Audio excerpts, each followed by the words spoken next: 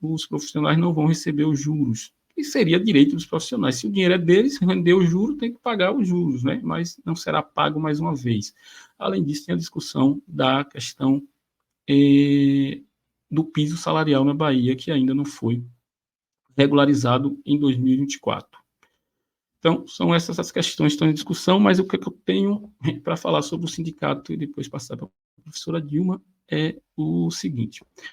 A instituição sindicato, não só dos sindicatos professores, mas o que nós vamos falar, está falida por diversos motivos. Um dos motivos da instituição estar falida é a interferência patronal, no caso dos sindicatos de professores, existem muitas interferências por parte dos governos, tanto de Estado como de municípios. A gente sabe muito bem disso.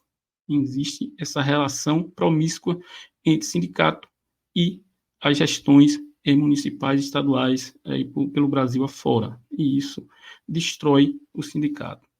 Segundo ponto em relação ao sindicato, a destruição do sindicato, a perpetuação de pessoas no poder nos sindicatos. Os sindicatos não são democracias. E quem está falando aqui é alguém que é trabalhador e defende o trabalhador. Os sindicatos não são democracias. Não é possível que um sindicato seja uma democracia e o sujeito, como o presidente do sindicato da PLB da Bahia, esteja lá há 40 anos e não pretende sair. Não é possível que um sujeito que já está aposentado continue sendo o presidente do sindicato dos professores. Não que o aposentado não tenha direitos, mas é muito cômodo, por exemplo, o presidente do sindicato aposentado convocar paralisação para o dia 29 e 30 de abril, sendo que 1º de maio é feriado. É muito cômodo para ele está aposentado, quem vai ouvir da sociedade é quem está no chão da escola ainda. Então, esse é um outro problema. A perpetuação dessas pessoas no poder não pode continuar.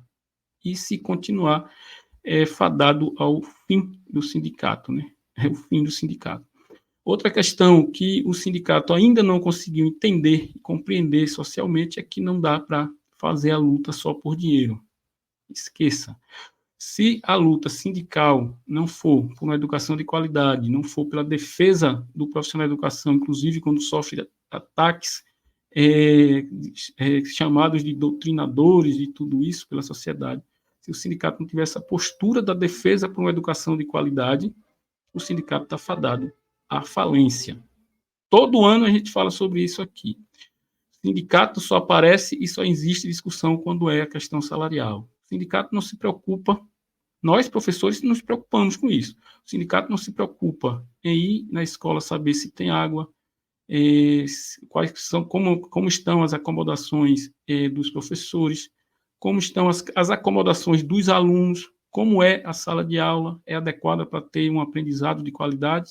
O sindicato não se preocupa com nada disso. Nós, profissionais, nos preocupamos, reclamamos, junto com a gestão, nos unimos com os gestores das escolas, até porque nós sabemos que eles não têm poder para resolver essas questões, mas a gente busca soluções em relação a esse tipo de problema.